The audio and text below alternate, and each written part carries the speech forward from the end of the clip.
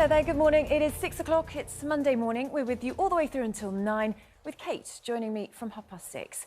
First, this morning there were scenes of utter panic at Kabul's international airport as tens of thousands of people tried to leave Afghanistan after the Taliban took over the presidential palace.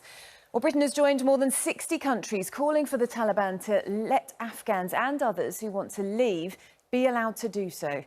Prime Minister Boris Johnson will debate the crisis in an emergency recall of Parliament on Wednesday. And it seems to have surprised everybody, the speed of this. It's taken just over a week for the Taliban to seize control of the country. Yes, good morning, Charlotte. And we've got more coming up in that developing story on the situation in Afghanistan. But I'll be speaking to the MP, Tobias Ellwood. He's chair of the Commons Defence Committee. He's already said that history will judge us very harshly if we allow the state to fail. So I'll be finding out exactly what he thinks we should be doing to help the country at this time. Now, police forces in England and Wales are being asked to review their current firearm application processes in the wake of the Plymouth mass shooting. Questions are continuing to mount over how the gunman, Jake Davison, legally owned a shotgun. New guidance will cover social media checks of people applying for permission to get a firearms or shotgun licence, the Home Office has now said. Our chief correspondent there, Richard, is this new guidance going to be enough? Today, double-jabbed adults in England and children will no longer be legally required to self-isolate after coming into contact with a positive COVID case. They want me now to talk more about this. So a big change from today on this issue of self-isolation if you come into contact. Do you worry about this? Is it the right time to be doing this? Good morning, Charlotte. No, I think it's the right thing. Look at the situation with vaccinations, and we know now that 16 and 17-year-olds will be offered their first jab by August the 23rd. I mean, we're coming up to a crucial time, aren't we? Schools and colleges going back. We know that a lot of transmission... Dr. Hillary, thank you very much for taking us through that this morning. Now, at least 1,200 people have lost their lives after... Now, despite almost all COVID restrictions being lifted, only around half of us have gone back to using trains.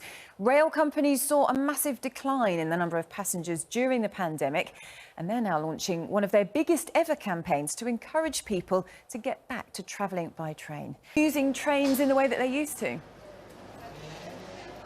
Yeah, that's... Team GB athletes were given an official homecoming and a chance to show off their medals with a star-studded concert at Wembley last night.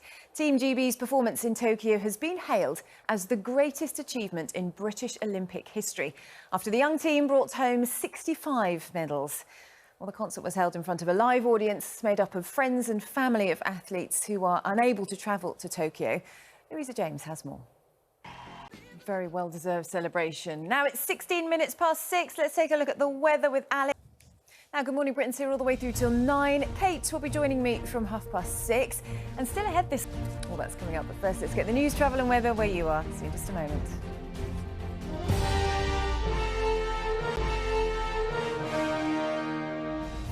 I can bring you more developments on what's happening in Afghanistan now. And the speed of the Taliban's advance has shocked many as nations scramble to respond to the unfolding crisis there. In the meantime, 6:25 and Will Njovu is here with the latest. Will, thanks very much for that. We'll see you later. Now, coming up next on Good Morning Britain, Kate will be joining me. But first, let's take a look at the weather. Alex has all the details for you. Good morning, Britain. It's just gone 6:30. Welcome to the programme. Thank goodness we've got Rodri Gilbert to bring us some smiles a bit later on, because it is a very, very grim morning this morning. If you look at the front page of the Daily Mail, I think they have a question that a lot of people are asking. What the hell did they all die for? They're looking at those who have lost their lives from here in the UK, from around the world, and also looking on the government website at the tributes that were paid to them. And the same governments